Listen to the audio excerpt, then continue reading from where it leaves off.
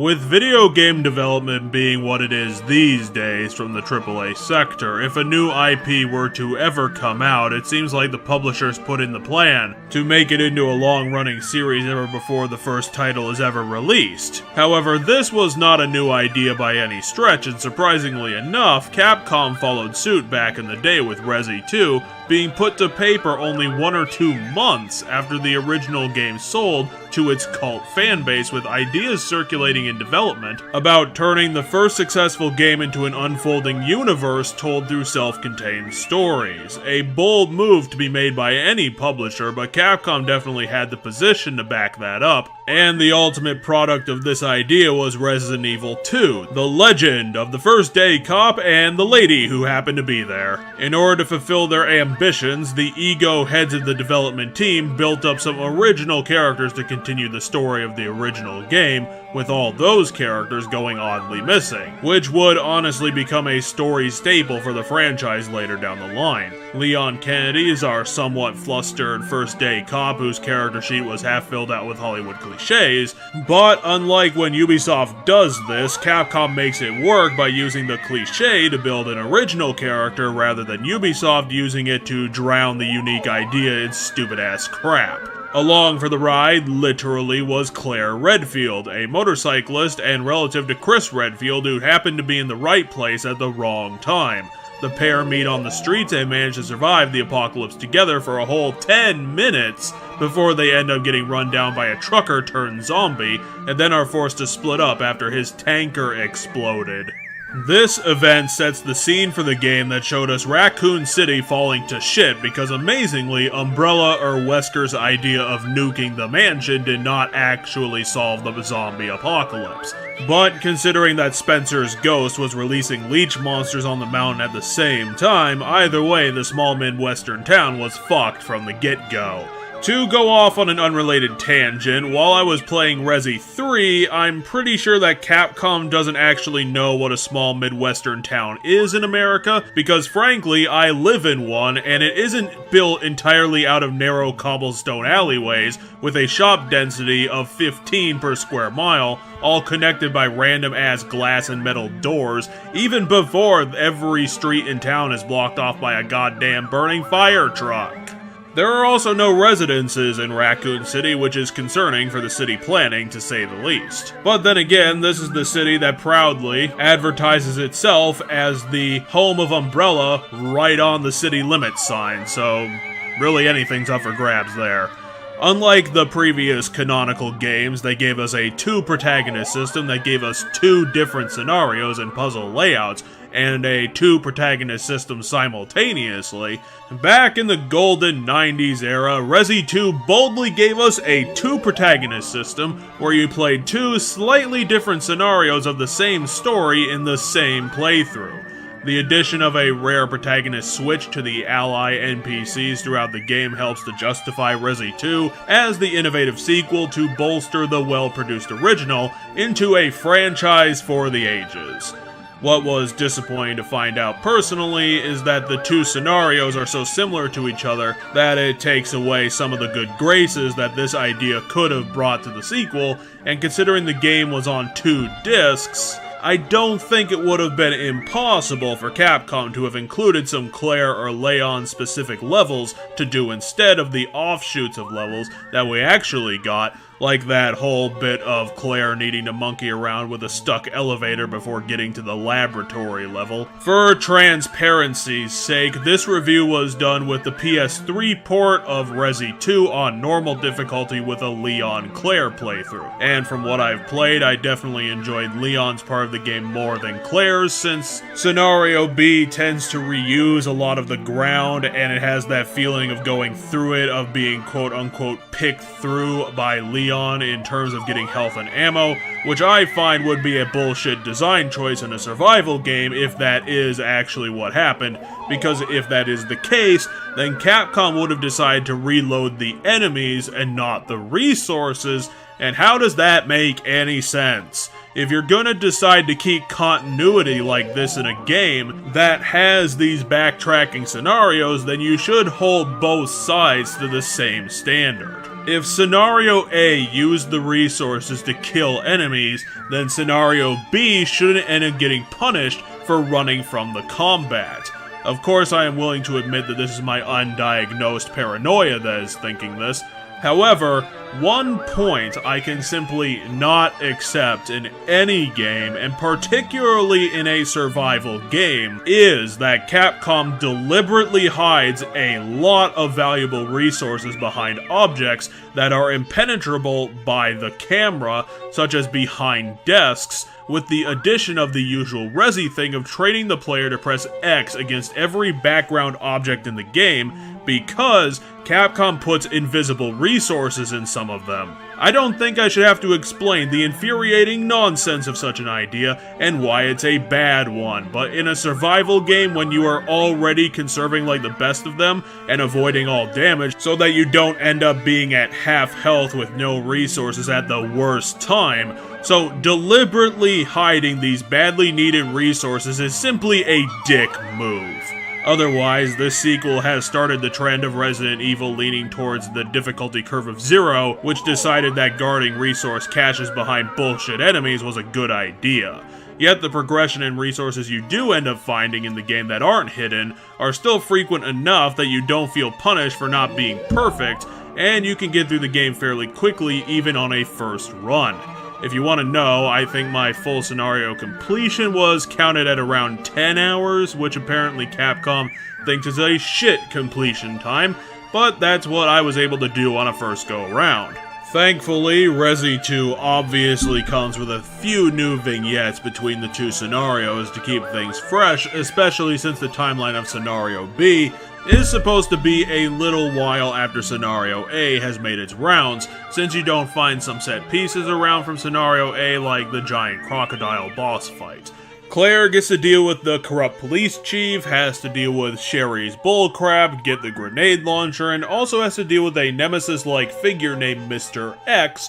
who Umbrella dropped into the police department for unclear reasons. Mr. X in Scenario B was a good addition to the mix, and even though Capcom doesn't have the technological improvements that supported the idea better in Resi 3, Mr. X's occasional appearance does give the game some well-used tension, and designs the encounters around dodging Mr. X rather than fighting him, so that you don't end up wasting health on something overpowered. I would give Mr. X a gold star for the day if it wasn't for his final appearance, which made the classic dumbass move of designing a fast, painful boss fight for a tank control game that pretty much forces you to have reserved first aid kits to survive the fight. Add in a copy-paste of the Tyrant death scene from the original game, and you've got the turd fecta on dealing with the final form of Mr. X. Scenario A has its share of boss fights that is almost entirely dealing with William Birkin, the developer of the G-Virus who was assassinated, and then used it on himself to survive, which ended up turning him into a 6'4" monstrosity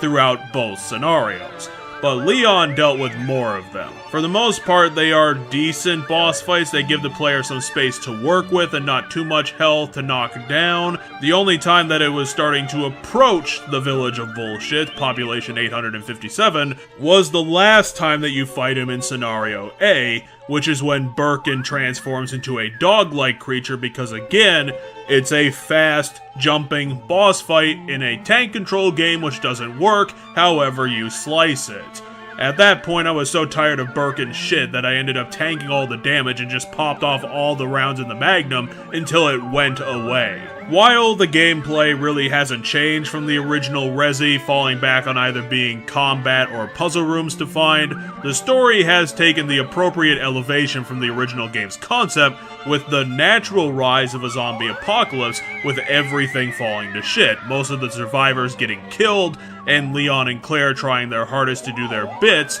and getting the least horrible outcome possible. The original game did have some vignettes with the STARS members trying to solve the mansion, save each other, and figure out the mystery behind it all, but since Resi 2 is focusing more on building the characters instead of building up the mystery, it's a better intrigue for the game than the original title. Leon comes out of Resi 2 with a greatly built character, since he has more going on in the situation than Jill and Chris did. As the last surviving police officer, he takes on the mantle of the savior of everyone else in town, and searches for survivors and the like, while trying to survive himself. He's the one trying to aid Ada and Claire while he can. I didn't end up liking Claire all that much. I definitely don't hate her, but the fact that her character arc doesn't have a reason for her to be there in the first place, other than dumb luck, makes her scenario feel very wishy-washy. It doesn't help that Sherry, the person that she could have been committed to protecting, is at her side one of the 4 or 5 times that we encounter her throughout her scenario. Plus, her Scenario B gives her pretty much nothing to do on top of the normal surviving motivation that all Resi protagonists should have, whereas Leon's Scenario A had to encounter most of the sane NPCs,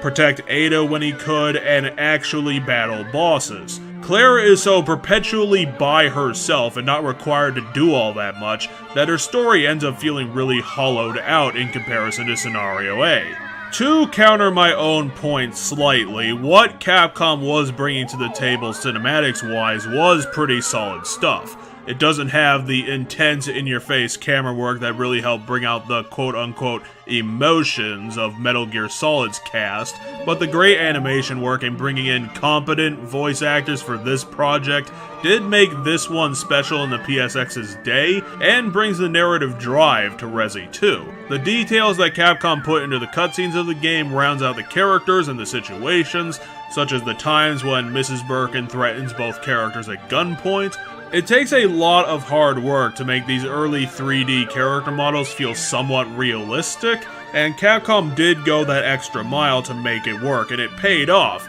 and catapulted Leon Kennedy to become one of the main faces of this franchise. I'm surprised that only one game in the future and Resi 2 tries real hard to not be as stupidly written and full of off-screen morons as the original game. And I'm sure that the reason that this is the case is because Resi 2 focused more on the protagonist's character arcs than how royally boneheaded and moronic Umbrella is for screwing all of this up and everybody all the time. Resident Evil didn't start the zombie game craze, but they pretty much hit the golden standard for how one of these fantasies would naturally play out, with the starting point being stupidly designed monster experiments, and then after failed containment plans repeatedly, it would just start spreading across the planet with only a few random survivors making it and trying to fight the unstoppable horde when they group together enough to have a chance at actually doing that. It's exactly what a zombie story should be, with no unnecessary nonsense to break up the intended experience.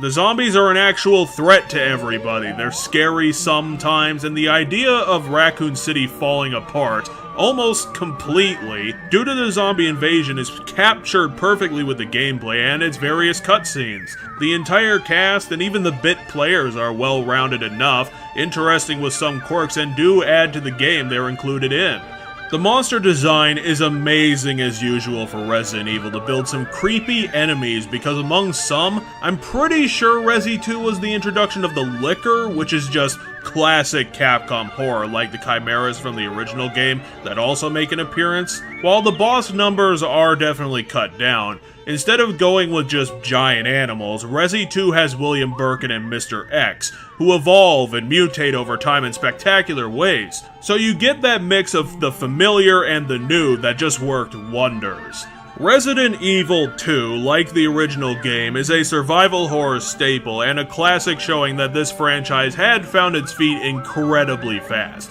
and have hit their sweet spot with what they want to do with the series' gameplay and story. They refined it, learned from their mistakes, and are just adding in tons of good effort to the bells and whistles that liven up the usual formula like a good sequel does. While I still think it's disappointing that most of Scenario B is copied from Scenario A, the idea of the dual scenario game was something totally unprecedented that really broke the mold for the series like Wario Land 2 did for its. Getting to experience the same location with different objectives and new scenes does help to make the police station a joy to explore, and looting everything from it with good puzzles and a horde-based combat system that doesn't end up fucking over the player with unreasonable demands, such as running through 6 zombies without getting hurt. Resi 2 is the golden standard, so thankfully the shotgun manages to be the weakness weapon for regular zombos. Resi 2 is a game constantly giving us new stuff to see and new places to go, never knowing what's around the next corner, and while I wasn't literally scared by anything in the game's overall design carries effective tension through the resource-based close quarters combat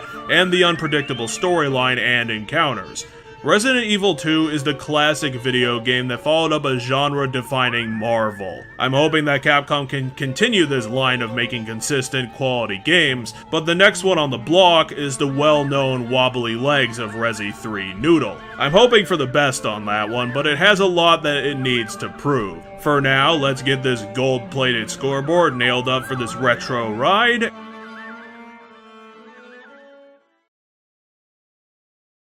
and I'll wish you all a victory for gamers. Thanks for watching.